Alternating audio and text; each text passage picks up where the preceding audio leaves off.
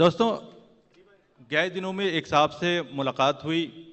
حالانکہ ملاقات پہلے ہوئی تھی، یہ خصوصی ملاقات ہوئی، بیٹھ کے کچھ باتیں ہوئیں.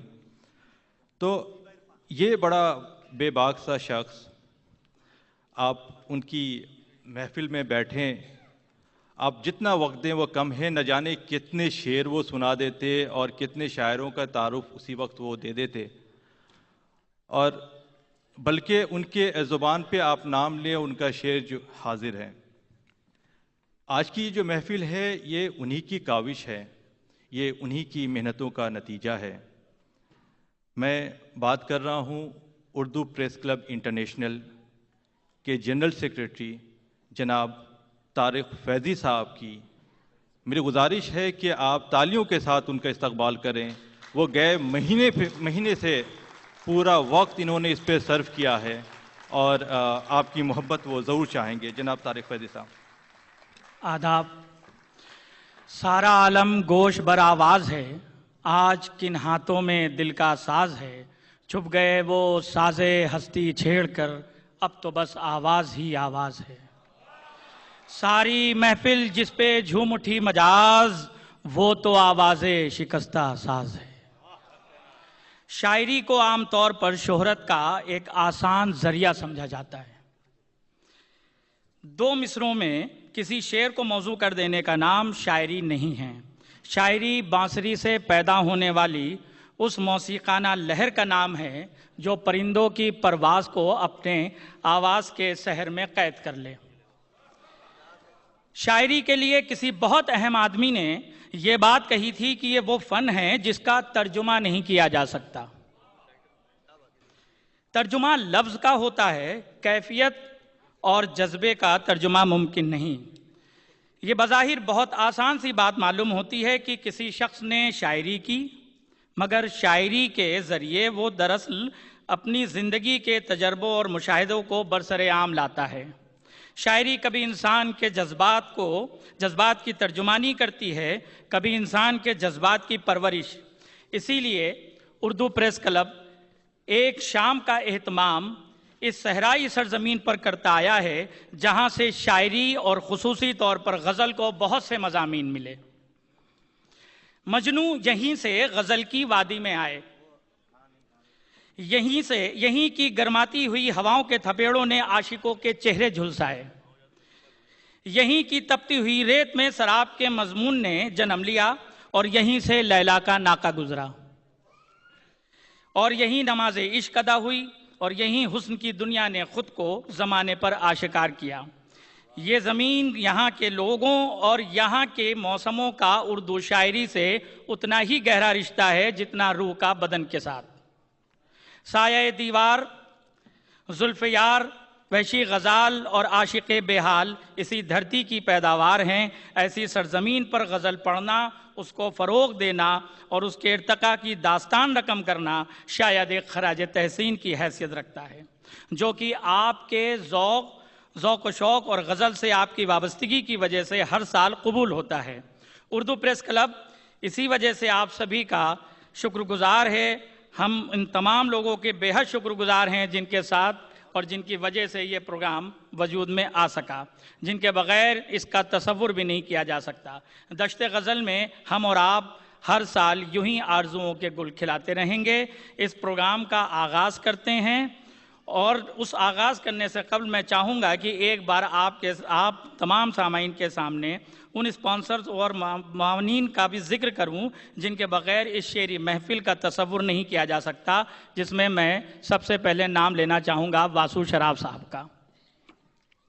گلوبل ہاگ امیجنگ کے مالک شفیع الملک صاحب، ویژن EFS اور 106.2 Big FM radio, Western Union, Alfardan, Royal International Group کے KPDK اور Water Lily Properties, Alhadaf General Contracting کے اخلاق صاحب، الغریر International Exchange, Air India, JMS watches, Noor Optical Group, Sobia Khan foundation, Zee Cinema and TV، print partner. میں اب جن حضرات کے نام لینے جا رہا ہوں جو خوبصورت اور بے لوث دوستی اردو دوستی کے لیے وہ ہمارے ساتھ یہاں کام کرتے ہیں، ان اردو زبان کے فروغ کے سلسلے میں شانہ بشانہ ہمارے ساتھ کھڑے، ان تمام لوگوں کے لیے یہ شعر پڑھنا چاہتا ہوں کہ تمام یوں تو اندھیروں کا بول بالا ہے، تمام یوں تو اندھیروں کا بول بالا ہے، جدھر نگاہ ہے میری ادھر اجالا ہے، جدھر نگاہ ہے میری ادھر اجالا ہے۔ عرفان اظہار صاحب، شارق برنی صاحب، ندیم زیدی صاحب، اخلاق احمد صاحب، معین الدین صاحب، عادل فہیم صاحب، ریحان خان صاحب، بزم اردو کے جو صدر ہیں، آہی الاسلام صاحب، شاداب صاحب، شبیر رکاڑیا صاحب، حفاظ صاحب، طارق چوہان صاحب۔ اب آپ کے سامنے ایک اہم تعارف پیش کر دوں، جو آپ نے سنجیو سراف صاحب جو ہمارے مہمان خصوصی ہیں ان کے بارے میں آپ نے سنا کہ انہوں نے بہت بڑا کام کیا ہے ریختہ کے حوالے سے اردو کو فروغ دینے کے لیے، ہم ان کے بے پناہ شکر گزار ہیں۔ شعر کہنا اور بات، شعر کو زندہ کر دینا اور بات۔ میرے ان الفاظ میں سحر انصاری، عنبرین حسیب عنبر، شارق کیفی اور ذوالفقار عادل، کاشف حسین غائر، اسلم محمود، اظہر فراغ، محشر آفریدی، عرفان اظہار، عظمت اقبال، رحمان مصور اور وپل کمار صاحب جیسے اہم شاعر کا نام پوشیدہ ہے، جو نئی تہذیب اور نئی تاریخ کے علمبردار ہیں۔ امید ہے کہ ان کا کلام سن اردو پریس کلب کی گوہر شناسی کے مزید قائل ہو جائیں گے اور انہیں آئندہ بھی اس طرح کی شعری محفل میں دعوت دیتے رہیں گے۔ سحر انصاری صاحب کا نام اردو ادب میں کسی تعارف کا محتاج نہیں ہے، آپ نے اپنے زور قلم سے خود کو اس میدان میں تسلیم کروایا ہے۔ یہ ہماری خوش قسمتی ہے کہ وہ آج ہمارے درمیان موجود ہیں، آپ ہماری دعوت پر یہاں آئے، اس کے لیے ہم آپ کے بے حد شکر گزار ہیں۔ جو کرے بات تو ہر لفظ سے وہ کرے بات تو ہر لفظ سے خوشبو آئے، ایسی بولی وہی بولے جسے اردو آئے، ایسی بولی وہی بولے جسے اردو آئے۔ زندگی کہانی سے عبارت ہے اور کہانیوں کو زندگی دینے کے لیے سنیما سے اچھا وسیلہ اور کون سا ہو سکتا ہے۔ لیکن ہر کہانی میں خوشی اور غم کے جذبات کو جن نغموں کے ذریعے روح عطا کی جاتی ہے، ان کو عالم خیال سے پردہ حقیقت پر لانے کا کام اچھے قلم کار ہی کرتے ہیں۔ بالی ووڈ کی خوش قسمتی ہے کہ اسے اپنے وقت کے بہترین شاعروں نے حرف و لفظ کی دولت سے مالا مال کیا۔ راجہ مہدی علی خان، ساحل لدھیانوی اور کیفی اعظمی کے بعد اردو کے ایک اہم شاعر جاوید اختر صاحب نے اپنے طلسمی نغمات سے کہانیوں کے بدن میں روح پھونک دی۔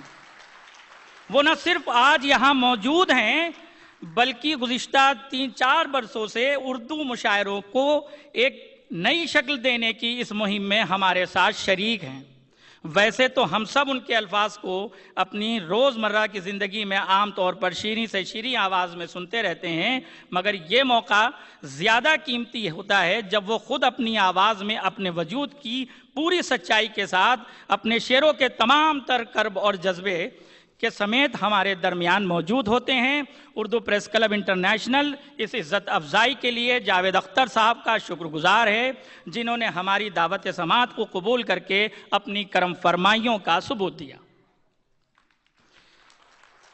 اب آپ کی اس تالیوں کی گونج کے ساتھ میں اس شخصیت کو آواز دوں گا جو آج کے مشاعرے کے ناظم ہیں، جناب نعیم جاوید صاحب، جو مشاعروں کو اپنے حسن زبان کے بانکپن سے وقار عطا کرتے ہیں۔ جناب نعیم جاوید صاحب۔